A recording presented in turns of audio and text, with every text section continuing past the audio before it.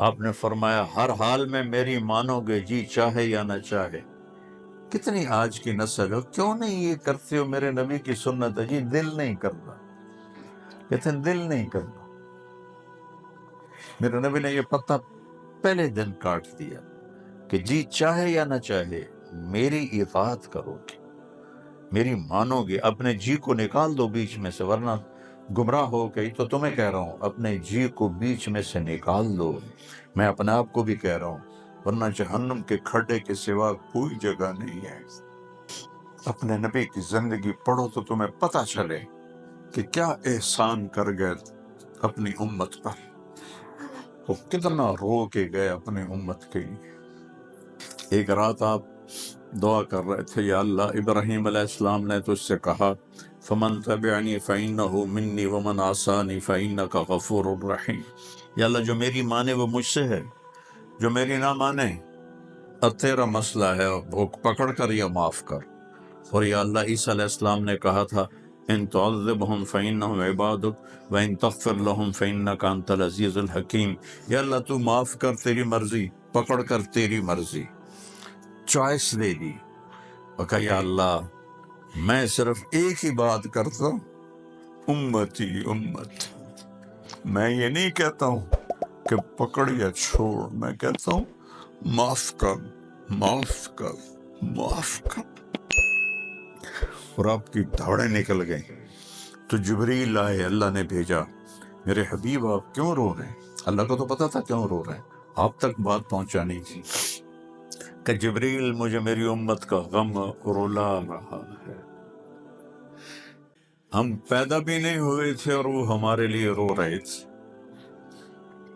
تو کوئی گنجائش ہے کہ عمل کے طریقے کو چھوڑ کر کسی اور طرف ہے؟ کچھ تو ہم اپنے گریبان کو جھانکیں اور اپنی زندگی کو نبی کی زندگی میں ڈھالنے کی کوشش کریں۔ تبلیغ میں جانا بھی اسی لیے ہے کہ اس سے زندگی بدلتی ہے۔ تبلیغ میں جاؤ، ٹائم لگاؤ، جتنا لگ سکتا ہے لگاؤ، زندگی بدلے گی۔ تو اللہ نے آ کے جبریل نے کہا یا رسول اللہ، اللہ فرما رہے ہیں ہم آپ کو آپ کی امت کے بارے میں خوش کر۔ فرمایا تطیعوننی فی المنشط والمکرہ، جی چاہے یا نہ چاہے میری مان کے چلو گے۔ تنفقون علی فی العسر والیسر، تنگی اور فراخی میں میرے اوپر مال خرچ کرو گے، میری حفاظت کرو گے جیسے اپنے بچوں کی کرتے ہو، بھلائی کو پھیلاؤ گے، برائی کو مٹاؤ گے، اللہ کے راستے میں جہاد کرو گے، لوگوں کی لان تان سن کر اللہ کی اطاعت سے نہیں ہٹو گے۔ لوگوں کی لان تان، لوگ تانے دیں گے، کیا کیا کہیں گے، کہ پرواہ نہیں کرو گے، ڈٹ کے چلو گے، چم کے چلو گے۔ تو نے کہا جی اور کچھ؟ کہ بس اور کچھ نہیں، کا ہاتھ بڑھائیں۔ تو آپ نے ہاتھ بڑھایا تو دو صحابہ نے پہل کے لیے دوڑ لگائی، ایک برا بن معرور، ایک ابو الحسن بن تیہان۔ تو بعض محدثین فرماتے ہیں کہ برا بن معرور کا ہاتھ پہلے پڑا، اور بعض فرماتے ہیں ابو الحسن بن تیہان کا ہاتھ پہلے پڑا، اور میری رائے میں بھی یہی ہے کہ ابو الحسن بن تیہان وہ پہلے ان کا ہاتھ لگا، چونکہ انہوں نے پھر اس کے بعد ایک دم کہا یا رسول اللہ ایک بات ابھی بتا دیں، کل اللہ آپ کو فتح دے، عرب آپ کے تابع ہو، تو آپ ہمارا شہر چھوڑ کے مکہ تو واپس نہیں جائیں گے؟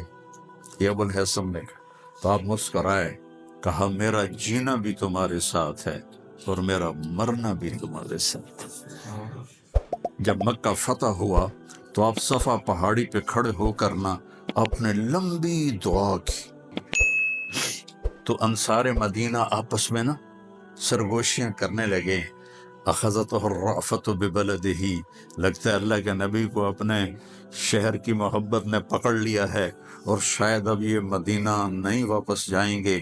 تو جبریل آئے، یا رسول اللہ انصار بدگمان ہو رہے ہیں، عشق بدگمان کر دیتا ہے، عشق کی زیادتی بدگمان کر دیتی ہے، چاہے وہ نبی کے ساتھ ہی کون ہو۔ تو انصار بدگمان ہو گئے، تو آپ ایسے ہاتھ اٹھائے ہوئے تھے، تو آپ نے ایک دم ایسے کہا، یا معاشر الانصار ما اسمی اذن۔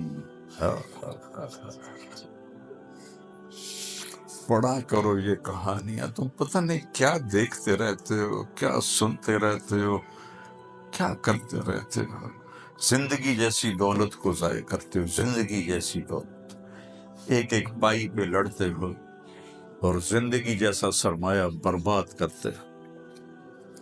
اے انصار کی جماعت، جانتے ہو میں کون ہوں؟ انا محمد بن عبد اللہ، انا رسول اللہ، میں محمد میں اللہ کا رسول، میں تمہیں بول دے چکا ہوں، میرا مرنا بھی تمہارے ساتھ ہے، میرا جینا بھی تمہارے ساتھ۔ تو سارے انصار رونے لگے کہ یا رسول اللہ، محبت کی شدت کی وجہ سے بدگمانی پیدا ہوئی ہے، کوئی ایمان کی کمزوری کی وجہ سے نہیں۔ تو آپ نے فرمایا اللہ اس کا رسول تمہارا عذر قبول کر۔ سبحان اللہ،